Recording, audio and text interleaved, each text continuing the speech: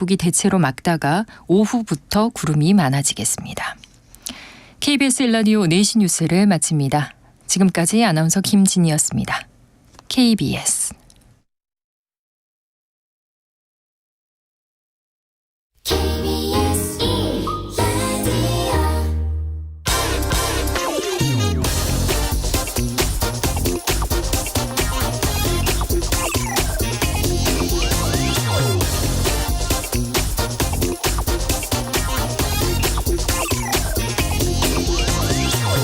네, 안녕하십니까. 긴 연휴의 마지막 날 홍사훈의 경제쇼 시작하겠습니다. 저는 경제와 정의를 다잡는 홍반장 KBS 기자 홍사훈입니다. 경제가 성장하고 인구가 늘어나는 것이 그동안의 상식이었다면 급격한 고령화로 인구 절벽 그리고 저성장 기조가 요즘 많은 국가들이 겪고 있는 문제입니다. 이 성장과 팽창이 멈추고 수축사회에 들어선 세계가 지금 어떤 변화 속에 있는지 또 우리가 준비해야 할 것은 무엇인지 연휴 마지막 날인 오늘 아주 차분하게 좀 이거 분석해 보겠습니다. 자, 홍사훈의 경제쇼 출발하겠습니다. 유튜브 오늘도 함께 갑시다.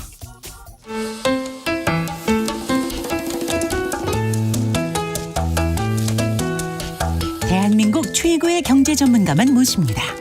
어렵고 지루한 경제 프로그램은 거부합니다. 유익하고 재미있는 홍사훈의 경제쇼.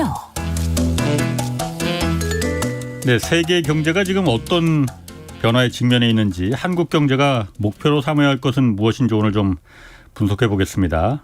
미래 경제학자 홍성국 민주당 의원 나오셨습니다. 안녕하세요. 안녕하세요. 홍성국입니다. 국회의원 강조하지 말고 미래 경제학자로 소개해달라고 하셨는데 뭐 특별한 이유가 있습니까?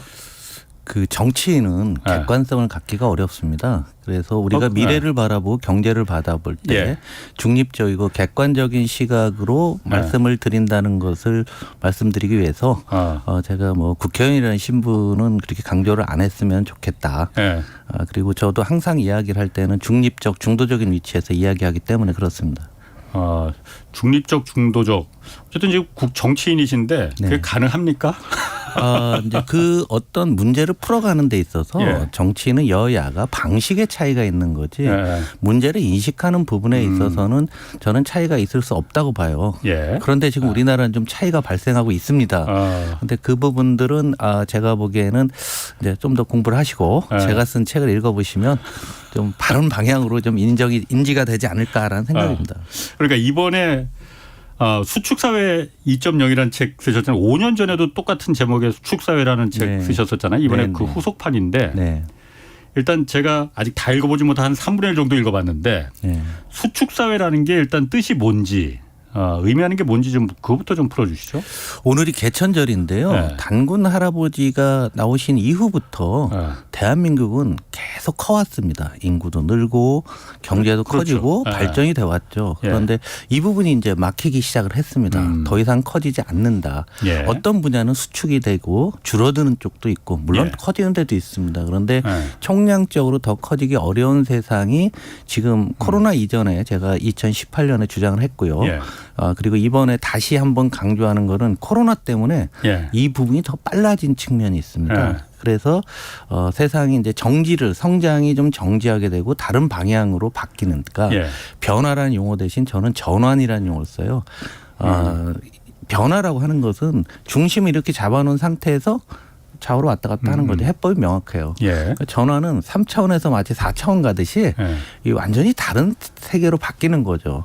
세 가지입니다. 첫 번째가 우리가 너무도 잘 아는 기후위기, 안전위기입니다. 기후위기로 우리가 지난해 얼마나 썼을 것 같습니까? 약 2조 달러를 썼다고 합니다. 전 세계가. 네. 그래서 전 세계가 100조를 버는데 한 2% 정도 썼다고 하는데 한 10년 지나면 한 10조 달러 정도 쓸 거라고 합니다. 우리 전기차 계속 얘기하지만 전기차로 왜 합니까? 태양광 왜 갑니까? 다 기후위기잖아요. 그리고 아마 우리 홍 반장님 댁에도 뭐 공기청정기가 있다든가 연수기가 있다든가 아이들이 아토피에 걸린다든가 이런 모든 것들을 다 더하게 되면 엄청난 비용을 과거에는 안 썼는데 이미 쓰고 있어요. 우리가 아는 C로 시작하는 정수기 회사가 1년에 3조 원 이상 매출해요.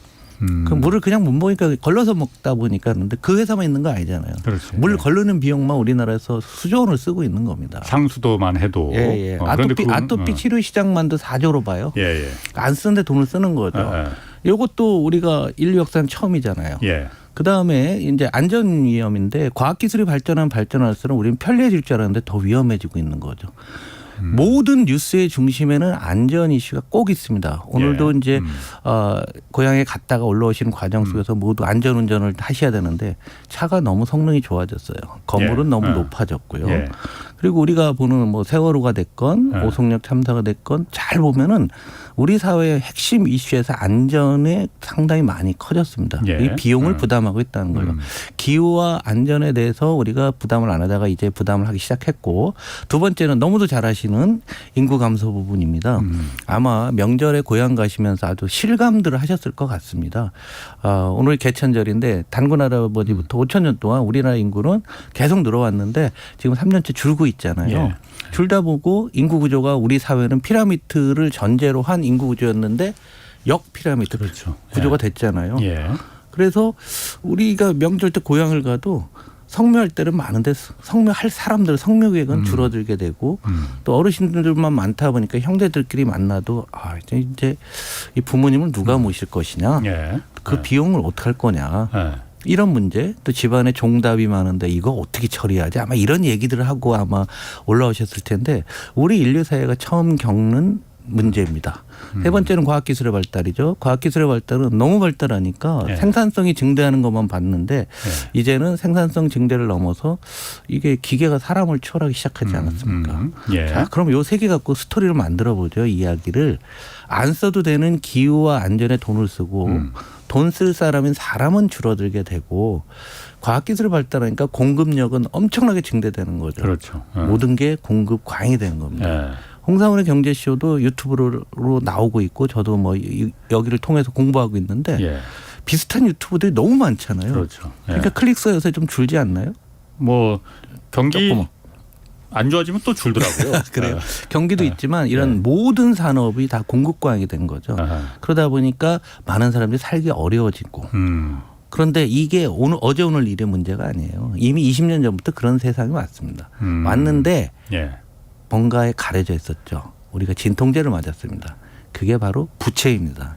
그래서 또 역사상 최고로 빚이 많은 게 현재의 지구입니다.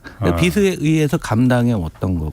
그리고 그러다가 제가 이제 이번에 9월 말에 이 책을 낸 이유가 뭐냐면 더 이상 빚을 내기도 어려워졌다. 그럼 우리가 어떻게 살지? 이런 문제에 대해서 봉착해서 이번에 제가 닫힌 세계와 생존 게임이라는 책을 내게 된 겁니다.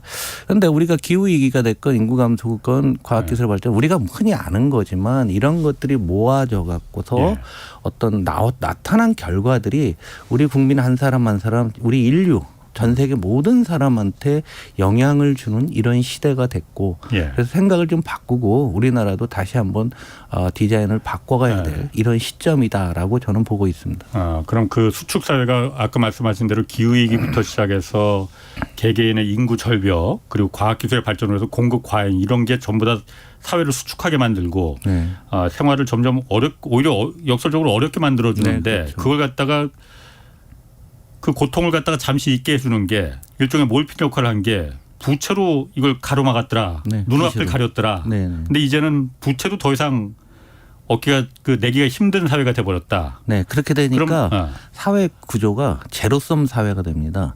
과거에는 이렇게 팽창하던 시대는 만약에 집에 피자를 배달했어요.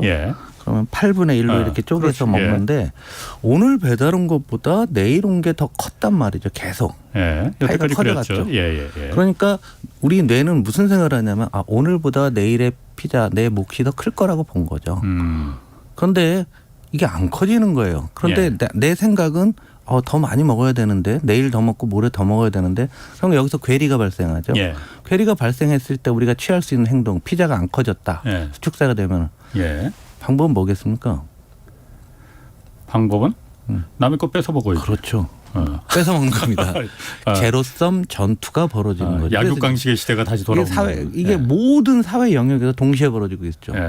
아마 집안에서도 그런 일이 있습니다. 부모님 유산 두고 자식끼리 싸우고 또 우리 사회 단체나 또 기업들 간에 가도 파이가 적어지니까 계속들 싸우고 그걸 가장 확대한 게 미중 패권 전쟁인 거죠. 결론적으로. 미중 패권 경쟁이 그 약육강식의 시대를 더 부추겼다. 아니 이제 개인이 느끼는 제로섬적인 상황이 미국이나 중국조차도 더 이상 자신들의 힘만으로 살기 어려우니까 다른 나라 것을 뺏어오던가 아니면 어떤 경우에는 그 사람을 제거해버리게 되면은 자기가 더 그 사람만큼 목을 얻게 되잖아요. 이런 경쟁 구도로 바뀌고 가는 게 현재의 수축사이고 미국과 중국은 어쩔 수 없이 패권 전쟁에 끌려 들어온 거는 본인들의 상황이 그렇기 때문에라는 거죠. 미국이 패권을 중국의 입장을 먼저 보면 중국이 미국에서 패권을 뺏어오지 못하면 중국 내부적으로 더 이상 성장하기는 매우 어려운 상황이 됐거든요. 그럼 미국 걸 조금 좀 뺏어야 되겠다. 이런 생각을 가진 거죠. 그게 1대1로고 뭐 굴기 뭐 이런 거죠. 그러니까 미국 입장에서는 점점 선을 넘어오니까. 전 세계 인구의 미국은 5%밖에 안 되지만 소비는 25%래요. 5배 더 소비를 하고 있는데 중국한테 뺏기면 이거 안 되잖아. 우리가 기축통화를 해갖고서 기축통화를 통해 갖고서 전 세계 경제를 주물르고 미국이 그 가장 큰 이익을 받고 있는데 만약에 위안화가 기축통화를 뺏어가면 어떡하지? 일정 부분 뭐 가지기는 어렵겠지만 그러면 더 크기 전에 이 정도에서 눌러줘야 되지 않겠냐. 그러니까 머릿속에는 미국 사람들의 머릿속이나 중국 사람들의 머릿속에는 똑같고 그것을 끊는 리더들도 생각들은 똑같을 거예요. 다른 사람 걸 뺏어오야 된다.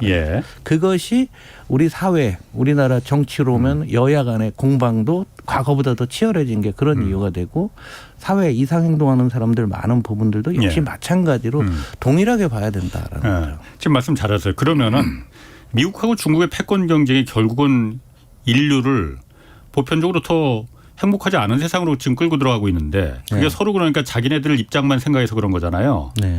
그러면은 미국이나 중국이 이 상태로 가면은 서로가 행복하지 않아진다는 걸 잘 알고 있을 거 아니에요? 그럼 한 발씩 양보하지는 왜 않는 겁니까 그러면은? 왜 굳이 서로 수축하려고 그래 그러면은? 본인이 양보해도 상대방이 양보하지 않을 거다라는 생각을 갖는 거겠죠.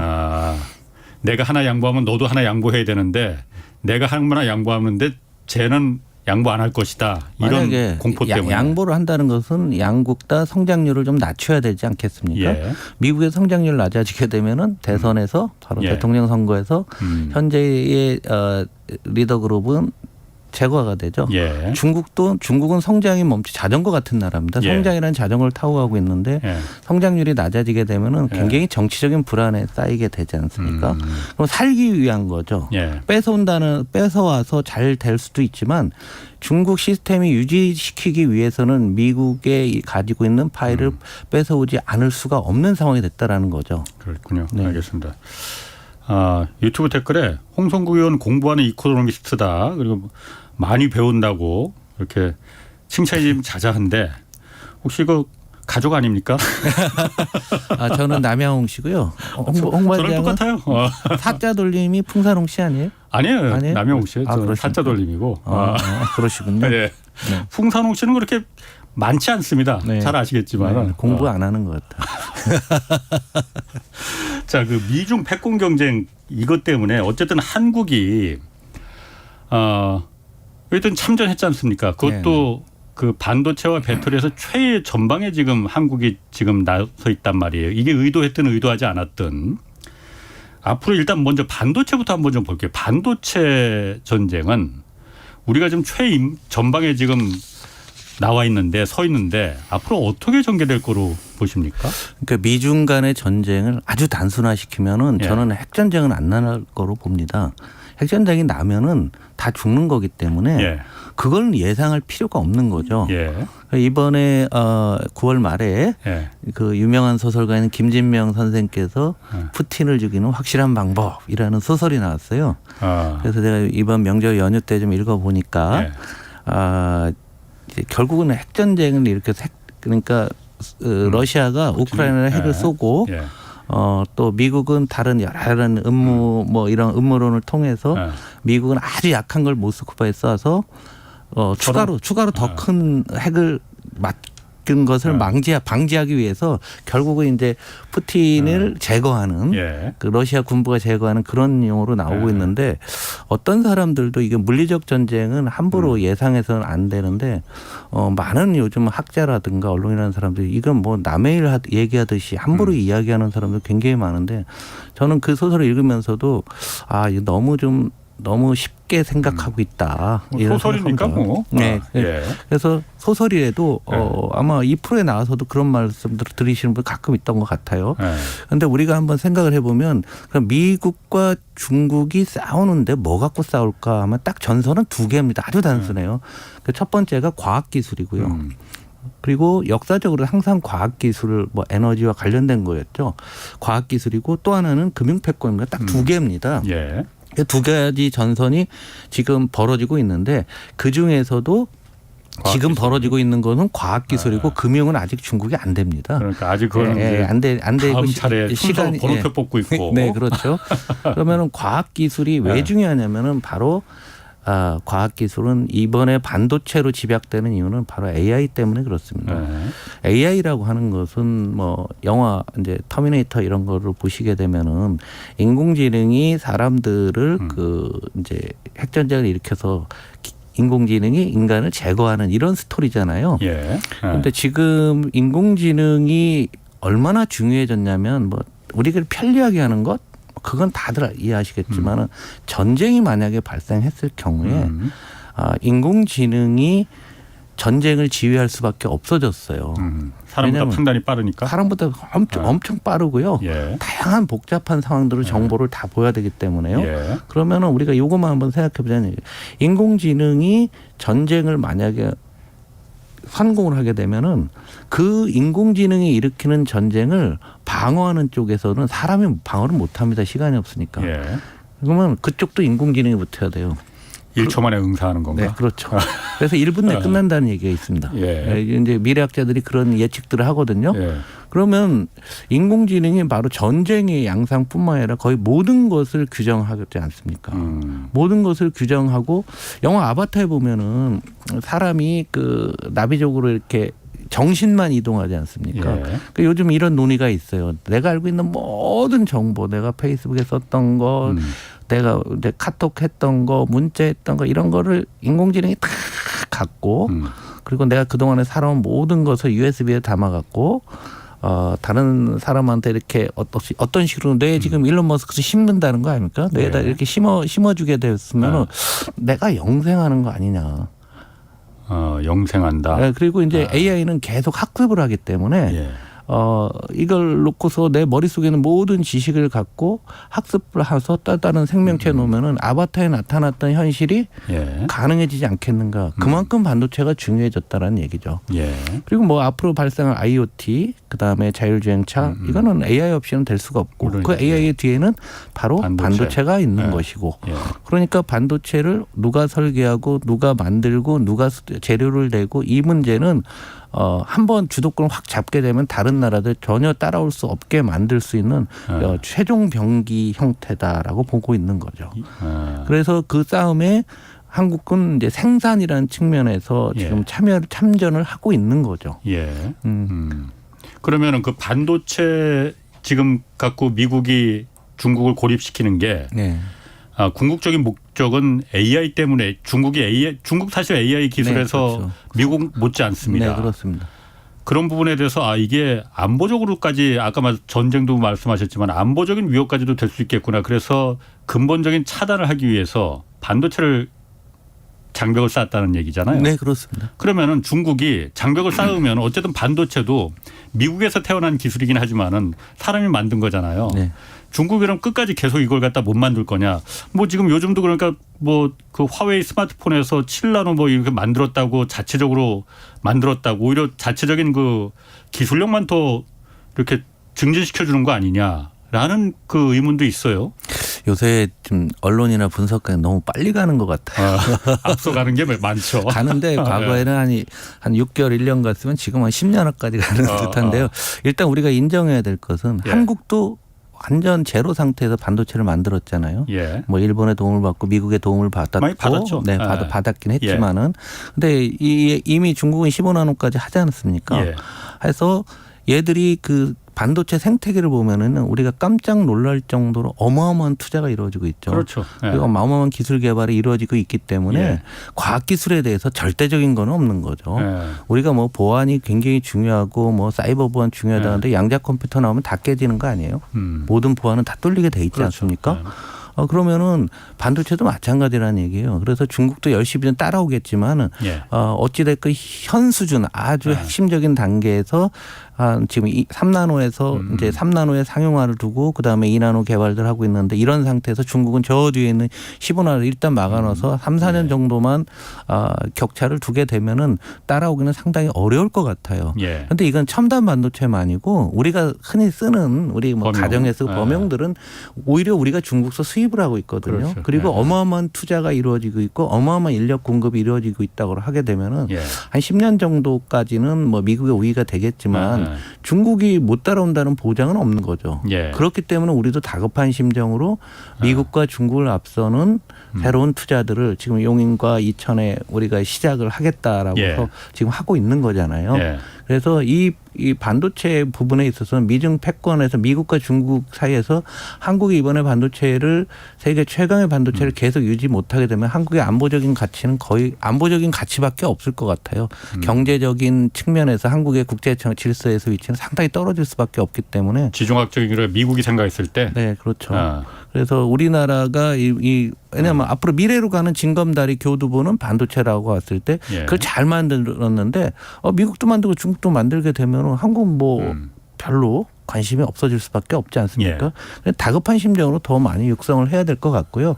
그래서 뭐 국회 얘기 잠깐 드리면 그래서 작년하고 올해 초에 K 뉴딜이라는 거 하면서 첨단 산업에 대해서 설비 투자까지도 15% 세액 공제 법안을 만들었던 것도 이런 철학을 갖고서 만들어 놨습니다. 아니 그런데 제가 그 부분이 좀 한번 좀 궁금. 많은 분들이 또 저한테 물어보더라고요. 예를 들어서 중국이 반도체를 막는다고 해서 나 죽었네 하고서는 이제 자포자기 할 거냐 그럴 일은 전혀 없잖아요. 그럼요. 열심히 독자적으로 그러니까 만들 거 아니에요. 한국이 예전에 반도체를 만들 때 독자적으로 많이 노력은 했지만은 일본에서 또 미국에서 많이 그 기회가 아주 재수가 좋았어요. 쉽게 그렇죠. 말하면은 많이 미일 반도체 전쟁 기술을 이전 받았잖아요.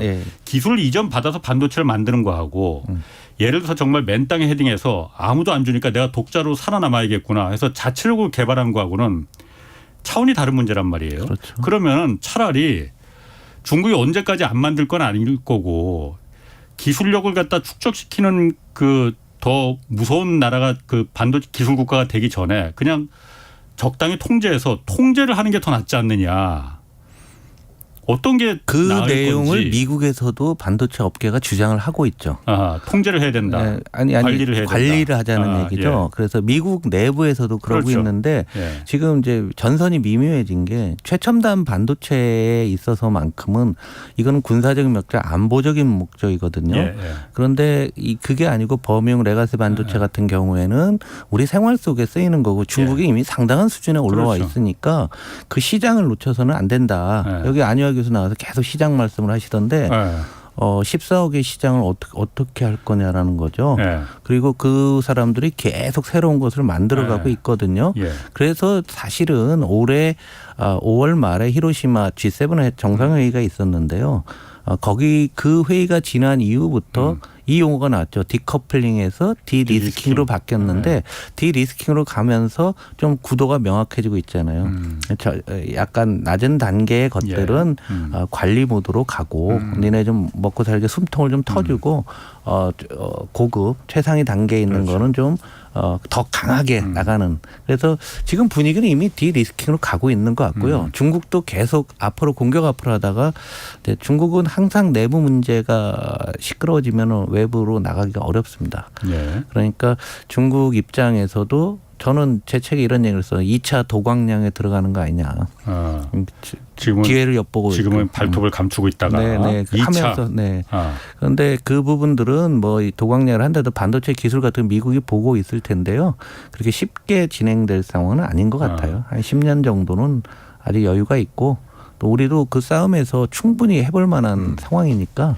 그 책에 보니까 2027년에 반도체 관련해서 매우 중요한 변수가 나타날 거다 이렇게 기술하셨더라고요. 이제 2027년을 많은 뭐 변고가 나타날 해로 웬만한 분들이 말씀을 많이 하세요. 그러니까 2027년에 일단 시진핑 3기가 마무리된 임기고, 뭐 그러니까 뭐 그때 전쟁 난다고 대만도 침공설 뭐, 대만도 또 이제 총선, 대선이 또 내년 4월에 있고요.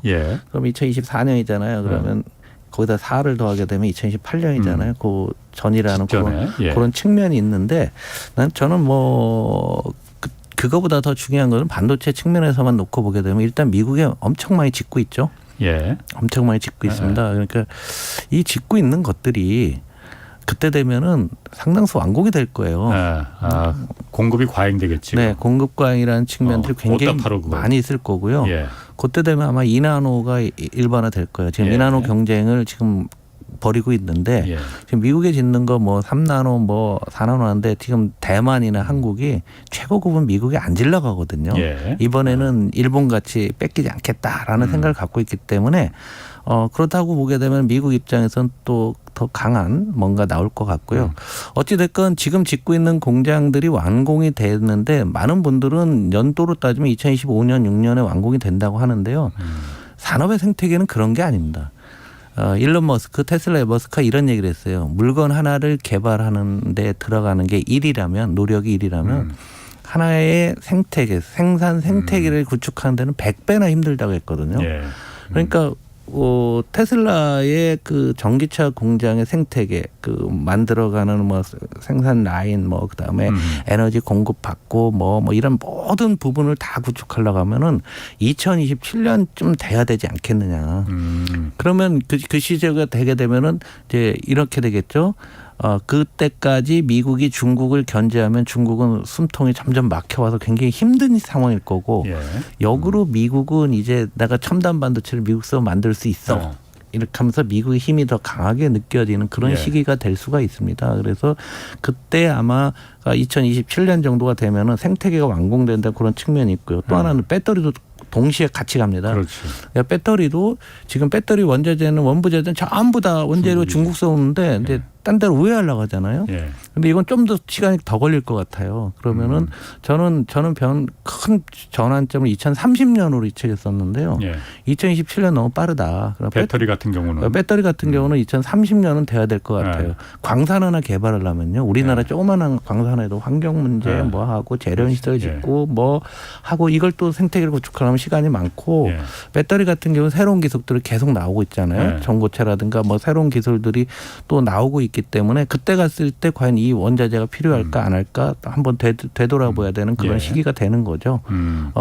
그런 것들을 감안하게 되면은 2027년 정도에서는 반도체에서 나오고 30년은 배터리 정도가 될 텐데 이때가 되게 되면은 아마 미국이 과연 우위에 있는지 중국이 그러면은 이 어려움을 딛고 따라잡았는지 결정나는 시기가 그때쯤 되지 않을까. 그리고 말씀하시죠. 그리고 또 하나 중요한 사실은 이거 우리가 과학기술 얘기했지만 다시 수축사에 처음으로 가게 되면은 그때 가면 기후위기 훨씬 더 심해지겠죠. 그렇죠. 그다음에 인구 고령화는 훨씬 더 심해질 겁니다.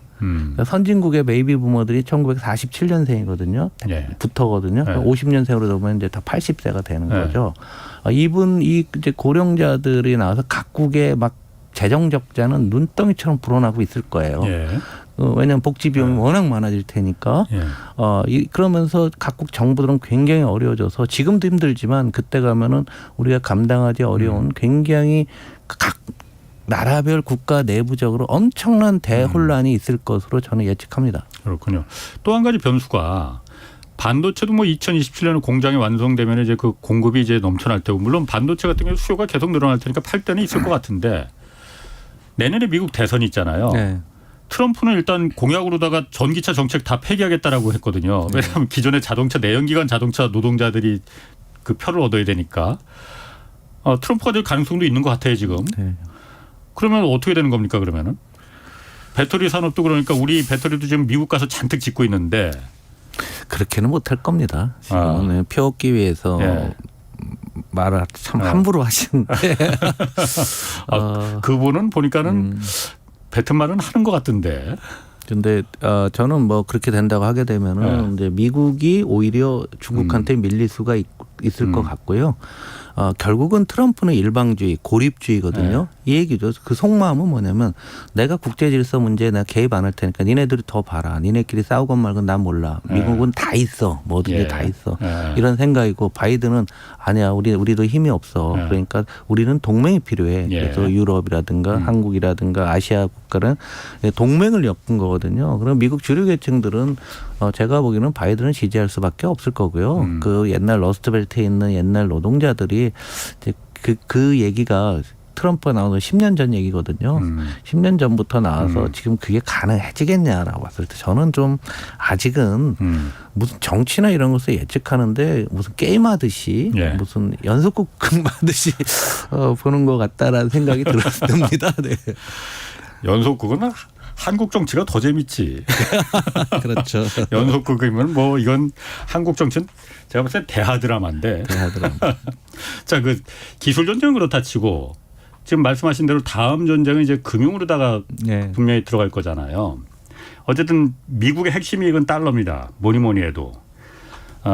중국 등 많은 나라들이 달러 패권에 대해서 불만을 갖고 있고 미국의 달러 패권은 일단 먼저 이게 계속 유지될 수가 있을 건지 그 부분부터 한번 좀 전망을 좀 일단 상당히 유지될 것 같습니다. 그 대안이 없으니까. 네, 사람도 대안이 없고요. 익숙한 것에 계속 쓰게 돼 있습니다. 화폐라고 하는 것은 그런 거거든요. 달러 쓰는 게 편하거든요. 그리고 뭐 예를 들면 해외를 갈 때 해지를 한다든가 뭐 이렇게 다른 안전장치를 만들 때도 달러 쓰는 게 편한 상태인데 그런데 많은 학자들이 그래요. 그 달러가 안전해지려면 기축통화의 요건을 두 개를 얘기합니다. 첫 번째가 국가 재정이 건전해야 된다. 두 번째 경상수지가 흑자를 유지해야 된다. 두 가지를 얘기하고 있는 거예요. 이 논쟁은요. 20년 된 논쟁입니다. 그래서 2008년 글로벌 금융위기 때 중국의 승홍빈이라는 사람이 화폐 전쟁이라는 책을 써서 저는 그때 아니라고 보고서 그 책을 읽다가 버렸어요. 그래요? 난 엄청 재밌던데 그 책. 소설처럼 뭐 해놨는데 뭐 음모론이 많이 있다고 하지만 지금은 안 되는 시기다. 그런데 이제 지금부터 미국의 지금 재정 적자가 코로나 때문에 엄청 세졌고요. 경상수지 적자 더 커졌고 최근에 월별로 뭐 분기별로 나오는 재정 적자를 보면은 정말 무서울 정도로 많이 늘고 있습니다. 그러니까 기축통화 요건을 미국은 상당히 약화되고 있는 거죠. 이것을 군사력으로 좀 보완하고 과학기술로 지금 커버하려고 하는 그런 상황이죠. 그런데 그렇다고 하면은 중국이 지금까지 미국의 대든 나라. 그럼 한번 생각을 해보면 대든 나라가 최대가 미국 GDP의 40%였어요. 40%가 어디냐면 옛날 소련이 40%였고요. 독일이 40%도 안 됐습니다. 일본은 18%에 대들었어요. 그런데 지금 중국이 지금 80%까지 와 있거든요. 그런데 이건 국가 간의 경쟁을 이걸 이제 GDP로 보시면 안 돼요.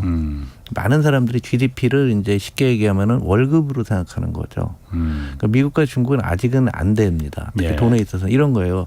저랑 홍 반장님하고 같은 회사 들어가서 월급이 똑같아요. 계산해 좋게 1억에. 그럼 누가 부장가 봤더니 홍 반장님은 옛날 종갓집이라 집안에서 받아온 종답부터 뭐 부모님한테 얻어놓은 거 그리고 있는 집 자식이었어요. 있는 집 자식이었고요. 아니 저는 월세로 사는 사람이었어요. 그러면 월급 번 거 월세로 막 쓰고 이거 모으려면 한참 시간이 걸리잖아요. 그러니까 국가 간의 차이, 화폐의 차이, 특히 국력의 차이 그리고 국방력의 차이도 마찬가지입니다. 미국의 항공모함이 제 초등학교 다닐 때도 미 칠함대 뭐 이런 얘기를 듣고 실함대 보면 대단하다 이랬는데 그거 아직도 쓰거든요. 감가상각 끝났을 겁니다. 아예 없는 거지만 마찬가지로 경제력에 있어서 GDP에 있어서는 80%까지 간 유일한 나라가 됐어요. 그런데 스톡이라고 쌓아놓은 재산이에요. 재산에 있어서는 아직도 상당한 차이가 많이 납니다. 그래서 중국이 따라가기는 어려울 텐데 중요한 것은 미국은 조금씩 나빠지고 있고 중국이 혼자 안 되니까 지금 러시아라든가 네. 중동이라든가 그런 자원부국들하고서 연합해서 위안화를 조금씩 쓰려고 하고 있고 예. 요런 상황인데 이게 일시에 가기는 좀 어렵다라고 보거든요. 그런데 러시아는 이제 슬슬 어려워지고 있잖아요. 예. 이 뭐 우크라이나 전쟁이 끝나고 나면 러시아 이제 본격적으로 어려워질 것 같고요. 그러니까 중동도 마찬가지 같아요. 그래서 중동에서 빈살만이라는 사람이 나오고 하지만 반대로 이란을 풀어주면서 또 하고 예. 미국이 또 이번에 이제 셰일 오일 같은 경우도 애초에 유가 떨어진 이유가 미국에서 셰일 오일 나왔던 거 아닙니까? 예, 예. 그러니까 셰일 오일 나왔는데 그걸 다 막았다가 더 올라가게 되면 다 또 열을 겁니다. 예. 저는 경험적으로 참 웃긴 얘기긴 하지만 예. 미국의 골드만삭스가 유가 전망하면 항상 고점이더라고요. 2008년도 글로벌 금융위기 전에요. 그때 150달러까지 갔지 않았습니까? 예. 배럴당. 예. 그때 골드만삭스가 200달러 간다고 했습니다. 제가 그 당시에 그 대우증권 리서치 센터장이었는데 예. 내기를 걸었어요. 직원들하고. 200달러 가나? 나는 안 간다 그랬다. 우리 이코노미스트 200달러 걸었다가 제가 크게 얻어먹은 적이 있는데 마찬가지 이번에도 쭉 골드만삭스가 150불 가네 하더라고요. 그래서 좀 재미있으라고 드리는 말씀인데 골드만삭스 전망은 거의 안 맞더라고요. 제가 보기에는. 그런데 그만큼 공급력이 많아지고 있고 또 우리가 태양광에 몰입하고 새로운 에너지로 가고 있기 때문에 앞으로 증가 속도가 그렇게 빠르지는 않을 거거든요. 네. 그래서 제가 보기에는 그렇다고 하게 되면 중동의 영향력이 약화되게 되면은 자연스럽게 위안화가 이제 그 기축통화로 가는 데는 우리 예상보다는 중국의 예상과는 다르게 속도가 그렇게 빨라지지는 않을 것 같다라는 생각합니다. 다만 이런 건 있어요. 유로 내부적으로 너무 어려워지고 있기 때문에 그렇죠. 유로화가 1대1로 출발했다가 1대4까지 1유로당 달러가 1.4달러까지 갔다가 다시 1대1이 됐잖아요. 예. 약 한 35% 정도 유럽이 미국 대비 지금 나빠진 거예요. 한 7, 8년 사이에. 유럽이 나빠지고 있으니까 그것의 대체물이 뭔가 필요하겠죠. 근데 그런 측면에서 위안화가 어느 정도는 되겠지만 우리가 생각하는 건 빨리 발생하지는 않을 것 같습니다. 그 달러 패권이 무너진다고 보는 사람들 중에 논리는 위안화가 공격적으로 들어와서 그걸 대체해서가 아니고 달러 자체 스스로 무너질 가능성이 더 많다. 왜냐하면 너무나 많이 찍어냈기 때문에 미국 자신도 감당을 못할 정도로 지금 찍어냈기 때문에 이걸 갖다 다시 미국 부채한도 협상 얼마 전까지 뉴스가 되고 그랬을 정도니까 이 정도를 미국이 어떻게 감당을 하겠느냐. 그러니까 자체적인 구조적인 문제 때문에 달러 패권이 미국 스스로 달러를 갖다 지금 무너뜨릴 수밖에 없는 구조 아니냐. 이런 얘기 그러니까 중국 위안화 때문이 아니고 중국도 위안화가 기축통화가 되는 걸 원치 않는다. 왜냐하면 그러면 중국이 너무나 많은 무역 적자를 갖다 끌어안아야 되기 때문에 중국은 그거 원치 않는다. 그럼 14억 인구를 어떻게 먹여 살리느냐. 그거는 굉장히 좀 잘못된 생각이고요. 예. 기축통화를 가지고 있다고 하는 게 그 나라한테 어마어마한 영향을 줍니다. 예를 들어서 미국이 달러 패권은 무슨 수로 해서 막을 거예요. 어떤 식으로든지. 군사력을 동원해서도 막을 수 있. 네, 제 책에도 그렇게 써놨습니다. 그 이유는 뭐냐면 그러니까 미국이 늘리고 있는 기축통화국이라서 인구가 전 세계 5%인데 25%만큼 소비를 하지 않습니까? 5배를 더 소비하는 거잖아요. 그것을 미국 사람들은 거기에 길들여져 왔다니까. 그 제가 이제 2010년에 똑같은 거로 책을 썼었어요. 6년이군요. 6년에 썼었는데 미국의 이 독점 시스템이라고 있습니다. 미국이 전 세계 독점을 가지고 군사력 독점, 민주주의도 독점을 해나가고 과학기술 독점, 에너지 독점, 독점 시스템들이 쭉 있는데 달러 패권이 유지되기 때문에 이게 가능하거든요. 그런데 만약에 그냥 미국이 기축통화가 아니고 일반 통화랑 똑같다고 한번 생각을 해보죠. 그럼 저런 재정 적자가 오게 되면 미국 금리가 더 올라가겠죠. 재정 적자가 많으니까 채권을 많이 발행해야 될 거 아닙니까? 그리고 우리가 느끼는 지금 미국이 물가가 올라와서 금리가 올라가게 되면 달러가 강세가 되죠. 딴 나라들은 반대 상황 아니에요? 물가가 올라가고 재정 적자가 많아서 금리가 올라가는데 다른 나라들에서 미국 가서 전부 채권 사잖아요. 막 못은 되지 않나요? 그 나라가 어려워져서 금리가 올라가는데. 그런데 그럼에도 미국을 가는 이유는 바로 달러 패권을 갖고 있기 때문에 가는 거다. 안전 통화라고 생각했기 때문에 한국만이 아니라 전 세계 투자가들이 미국 가서 사는 거 아닙니까? 근데 그 부분이 예. 얼마 전까지는 그랬지만은 예. 지금은 미국의 국채가 안 팔리지 않습니까? 그거를 이제 이게 좀 길게 봤으면 좋겠어요. 지금 잠깐 그런 거예요, 그러면? 네. 곧 팔려 그럼 다시? 아니 그건 아니고요. 예. 그런데 어찌 됐건 뭐 여기서도 많이 다룬 주제지만은 결국은 미국의 물가가 어떻게 될 거냐, 금리가 어떻게 될 거냐 하는데 이건 기축통화 효과를 한 번에 뭐 이렇게 바꾼다 했을 때 미국이 받아들일 수가 없어요. 그럼 미국 금리가 더 올라갈 거고요. 예. 달러 환율이 약세로 가게 되잖아요. 그럼 예. 미국 내 물가가 올라가잖아요. 예. 그 빚 많은 상태에서 물가 올라가면 금리 더 올라갈 거 아닙니까? 예. 지금 우리나라 비슷해지는 거죠. 그렇게 됐을 때 미국의 정치권 받아들이지 못합니다. 그렇죠. 미국 국민들 받아들이지 못해요. 그렇게 되면은 미국은 이제 뭐 진짜 대혼란에 빠질 수밖에 없기 때문에 어떻게 해서든지 막을 겁니다. 그건 당연히 미국은 여태까지 달러의 그 핵심 달러 패권을 건드리는 나라는 반드시 군사력을 동원했거든요. 네. 절대 이거는 용납할 수 없는 선이었기 때문에. 70년대 오일 쇼크도 마찬가지 아닙니까? 그렇죠. 그때도 이제 뭐 이라크 전쟁도 마찬가지고. 네, 이란 저기 사우디 이런 데들이 저기 달러로 결제 안 하려고 하니까 그런 문제들이 나왔었죠. 자, 이제 한국으로 좀 넘어가 볼게요. 일단 한국 경제도 이제 말씀하신 대로 수축 사회로 수축 경제로다가 들어가기 시작했습니다. 일단 이거부터 물어볼게요. 일본의 그 장기 침체로 들어가는 듯이 한국도 일본식의 그런 장기 침체로 들어갈 가능성이 있습니까, 없습니까? 항상 제가 이제 그런 책도 썼죠. 세계가 일본 된다라는 책을 2014년에도 썼고 했는데 그때 원래 제목을 한국이 일본 된다 했어요. 그랬더니 출판사에서 이러면 잡혀간다. 그래서 세계가 일본 된다 했는데 그 제목을 제가 잘 잡았다라는 생각을 하고요. 일본만 보면 안 되고요. 일본, 이태리, 영국, 최근에는 이제 독일 그리고 지중해 연안의 국가. 그래서 제 책에서 지중해 물이 썩어가고 있다. 뭐 이런 얘기까지 써놨는데요. 일본하고는 조금은 다를 겁니다. 한국이? 예. 그런데 어느 나라가 이런 경로로 수축사에 빠졌다 해서 뭐 다른 나라가 그대로 따라가지는 않죠. 그런데 일본 같은 경우는 1989년도 말이 경계 정점이죠. 90년 1월 3일부터 이제 버블이 붕괴된다. 항상 이 말 하잖아요. 버블이 붕괴됐다. 그 이전에 엄청난 버블이 있었던 거죠. 60년대부터 이제 일본의 경제 개발은 55년부터거든요. 55년부터 그냥 지속적으로 오른 겁니다. 주가건 뭐 땅값이건 부동산 가격 경제도 왔다가 그 버블이 너무 심해갖고 뭐 일본 팔으면 미국을 4번 산다고 하지 않았습니까? 거기서부터 하강을 하는데 여기서 우리나라가 거기랑 유사할 정도로 그런 버블이냐 했을 때 그 정도 버블은 아니에요. 우리나라 일부서는. 그 정도 버블은 아니고요. 두 번째로 일본이 꺾어질 때요. 한 5년간 이건 뭐지 하고서 그냥 뭉갰습니다. 그러니까 1990년대 내내 일본 경제 침체하는데 수상이 몇 명이나 나온지 아세요? 모르네. 9명 나왔습니다.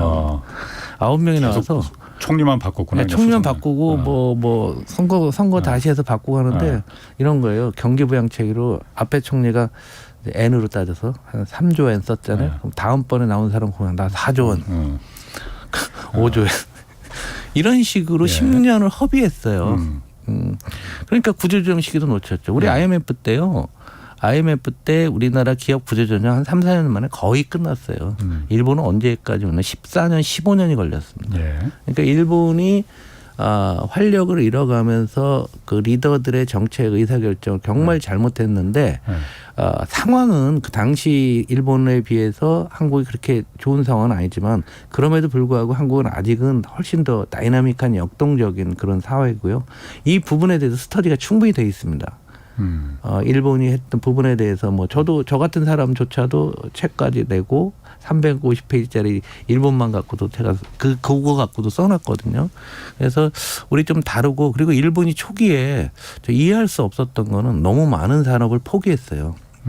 우리 조선업이 잘 된 거는요. 일본이 법을 깨지는 순간에 야 이거 앞으로 안 돼. 그냥 다 접어버렸거든요. 그러니까 우리나라가 너무 좋아한 이런 상황이 됐고요.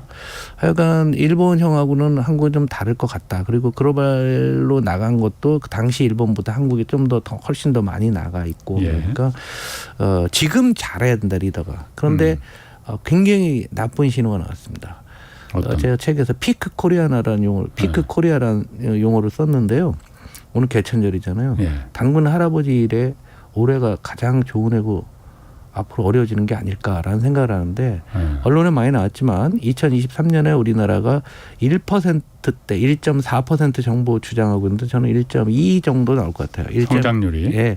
1.2% 성장하는 것은 우리나라 경제개발이 언제 시작됐냐면 1962년도에 1차 경제개발 5개년 계획이 시작됐어요. 예. 그러니까 지금이 61년 차거든요. 예. 단 한 번도 정상적인 상황에서 무슨 변고가 아닌 다음에 간 적이 없어요. 그럼 비정상적인 상황은 뭐냐? 80년 2차 오일 쇼크, 광주 민주화운동, 그다음에 IMF 위기, 예. 그다음에 2008년 글로벌 금융위기, 그다음에 코로나 2020년. 1년에 뭐 그쳤죠 그냥. 그런데 2년 그래. 연속은 예. 아니 처음이지. 그런 것들은 1% 아래로 온 거예요. 정상적인 상황에서는 처음 있는 거예요. 예. 위기 의식이 없어요. 예. 근데 문제는 내년도 1%대 정부는 2.34 뭐 이 정도로 보고 있지만 아무런 논거가 없어요. 예. 그냥 반도체 가격 올라서 늘어난다. 미국 자동차 수출 좀 늘어나면 될 것 같다. 다른 산업은 어떤데 아무 얘기를 안 합니다. 잘 보면. 예. 내년도 1%대가 되면은 과정은 일본과 틀리겠지만 결과적으로 일본과 유사해질 가능성이 상당히 커요. 그래서 지금 우리나라가 대대적인 산업 정책이 필요하고 우리나라를 재편해야 될 필요성이 상당히 대두되는 중요한 시점이라는 얘기죠.